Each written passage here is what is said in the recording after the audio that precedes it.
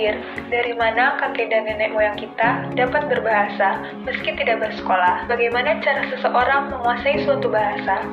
Berikut penjelasannya.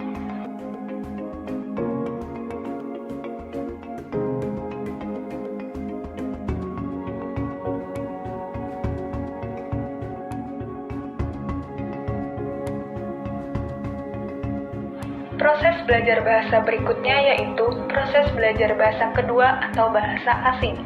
Proses penguasaan bahasa kedua ini telah diteliti berdasarkan dua tinjauan, yaitu berdasarkan situasi formal dan alamiah. Situasi formal selalu dikaitkan dengan situasi di sekolah, sedangkan situasi alamiah dikaitkan dengan keluarga atau masyarakat. Teman-teman bisa perhatikan ilustrasi ini.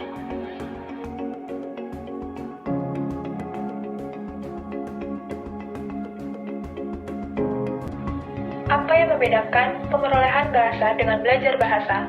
Yang pertama, pemerolehan bahasa dilakukan secara tidak sadar, sedangkan pembelajaran bahasa dilakukan secara sadar oleh orang yang bersangkutan. Kedua, model pemerolehan bahasa pertama adalah bahasa pertama yang digunakan di lingkungannya, sedangkan pembelajaran bahasa yang digunakannya adalah bahasa kedua. Ketiga, adanya perbedaan motivasi atau tujuan. Keempat, perbedaan waktu mengacu pada tahap yang telah dilakukan. Bahasa pertama biasanya dilakukan pada waktu usia anak-anak, sedangkan pembelajaran bahasa dilakukan kapan saja. Dan yang kelima, pembelajaran bahasa adalah proses yang terjadi setelah pemerolehan bahasa.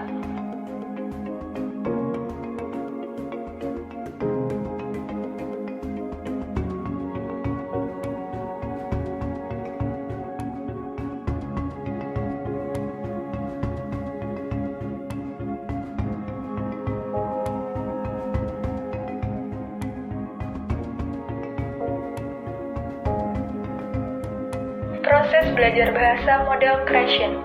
Krashen pada tahun 1976 menyimpulkan bahwa proses penguasaan bahasa anak kecil berbeda dengan orang dewasa.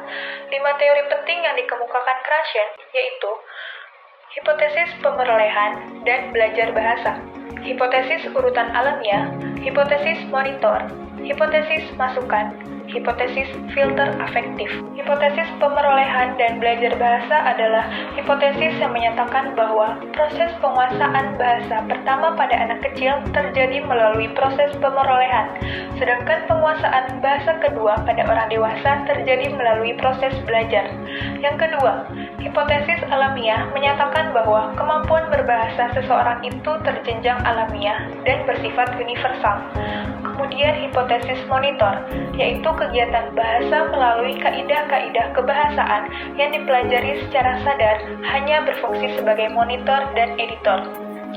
Keempat yaitu hipotesis input, menyatakan bahwa kemampuan berbahasa seseorang bergantung pada masukannya.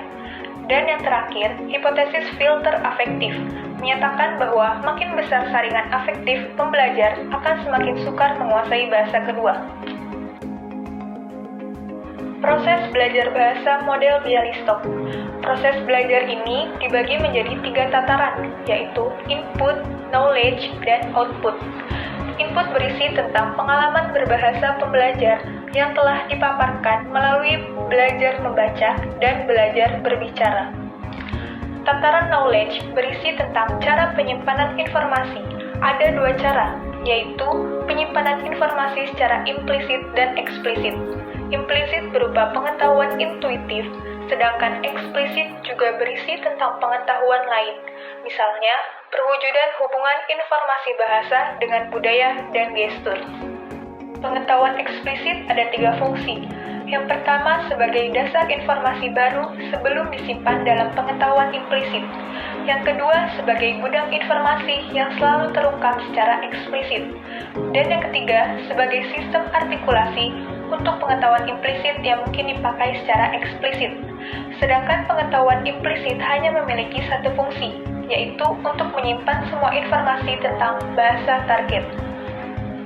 Tataran output bahasa merupakan gambaran pemahaman dan pengungkapan bahasa.